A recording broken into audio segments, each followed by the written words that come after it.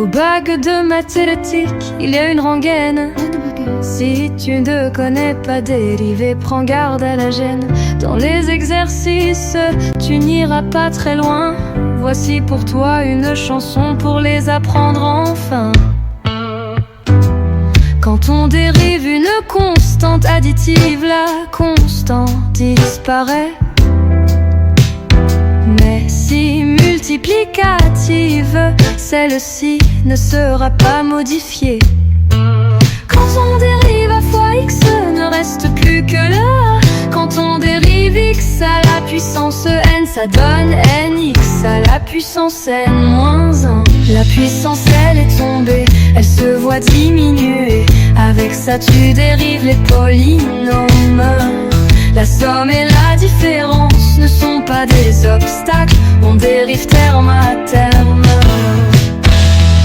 Pas besoin de justifier, c'est trivial, tu peux y aller.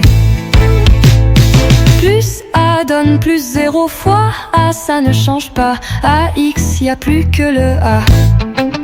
X, N, X, N, moins 1. La fonction exponentielle ne fait que se répliquer, elle est bien sa propre dérivée. Ce n'est pas le cas pour notre chère Hélène qui, une fois dérivée, devient la fonction inverse. 1 sur x moins 1 sur x carré. Et pour la racine carrée, 1 sur 2 racine carrée. Pour cosinus et sinus, on fait des quarts de tour dans le sens indirect. Sin donne cos et cos moins i. Maintenant plus difficile, lorsqu'on multiplie, divise, il faudrait bien détailler. U fois V pas compliqué, U prime V plus U V prime U sur V c'est plus sympa. U prime V moins U V prime sur V carré, U fois V donne U prime V plus U V prime. U sur V c'est une corvée, U prime V moins U V prime. Et on n'oublie pas de diviser par V carré. Avec ça, les 4 opérations sont couvertes. Mais ce n'est pas terminé, reste encore à composer n'importe quelle fonction de base. Lorsque tu l'appliques en U, c'est U' qui se pointe comme un facteur multiplicateur. 1 sur U donne moins U' sur U carré. Et ln de U donne U' sur U. Exponentielle de U donne U' exponentielle de U. Cosinus de U, U' moins sinus de U. Pour le sinus c'est le contraire, U' cosinus de U. Et la surprise à la fin, c'est que quand tu connais le tableau des dérivés, tu n'as plus qu'à le retourner pour connaître tes primitives.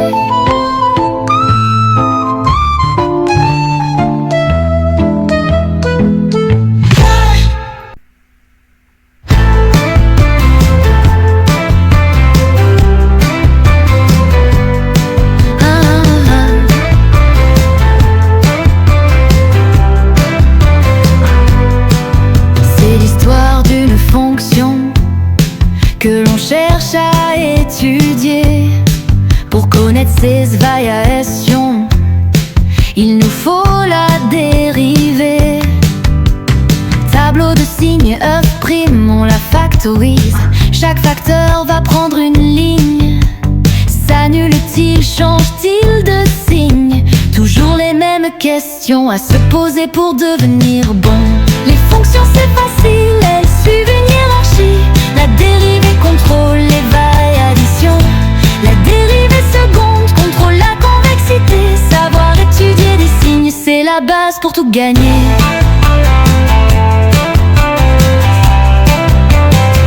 Une fois la dérivée rangée, on dérive une nouvelle fois. C'est la convexité qui prend le pas. On veut savoir où se situe la courbe par rapport à ses séquences. Ou encore si elle est au-dessus, en dessous de ses tangentes. C'est le signe de F seconde que l'on ressort de la cave. Lui seul nous dira si fait convexe ou concave. Les fonctions c'est facile, elles suivent une hiérarchie. La dérivée contrôle les variations. La dérivée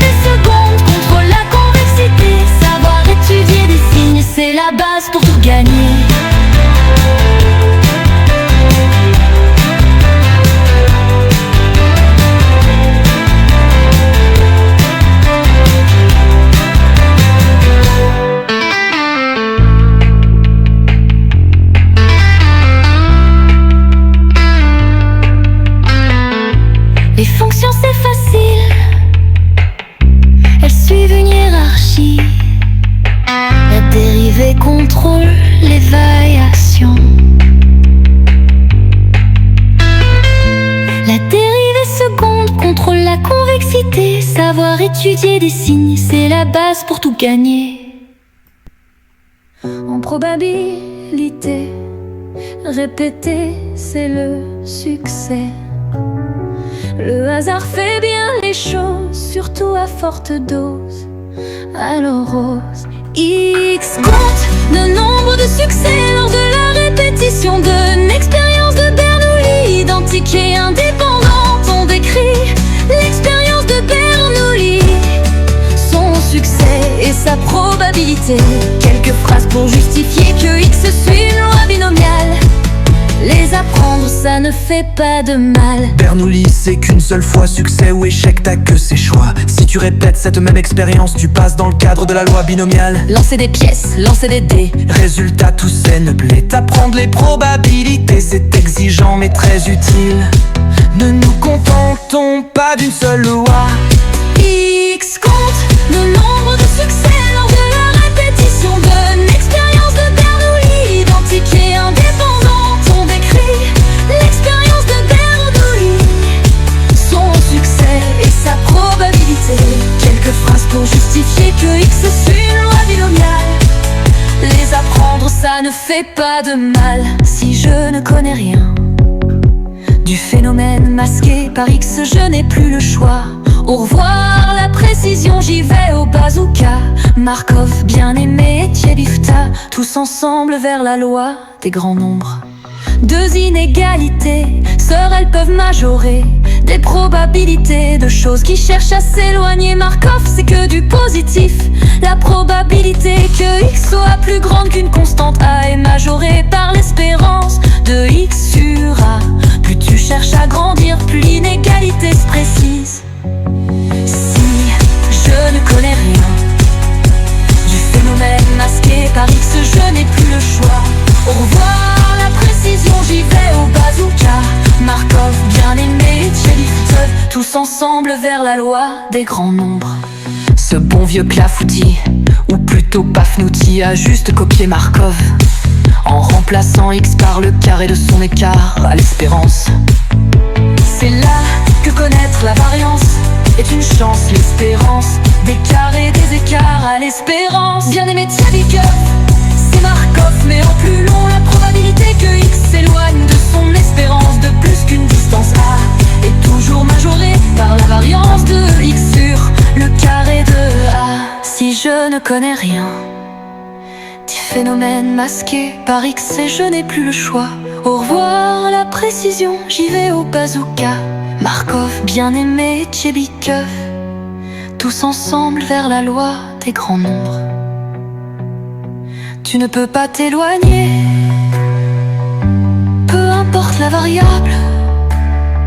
Tout reste concentré autour de l'espérance. Si on fait la moyenne sur un grand échantillon, on s'approche de l'espérance. Le hasard est fougueux mais pas fou, il n'échappera pas à la loi des grands nombres. Stabilisé à long terme, c'est l'origine de cette science des statistiques. Aux probabilités, il y a des centaines de lois, mais toutes convergent vers une seule. La répétition ne peut créer que des gaussiennes, mais ça, c'est une toute autre histoire.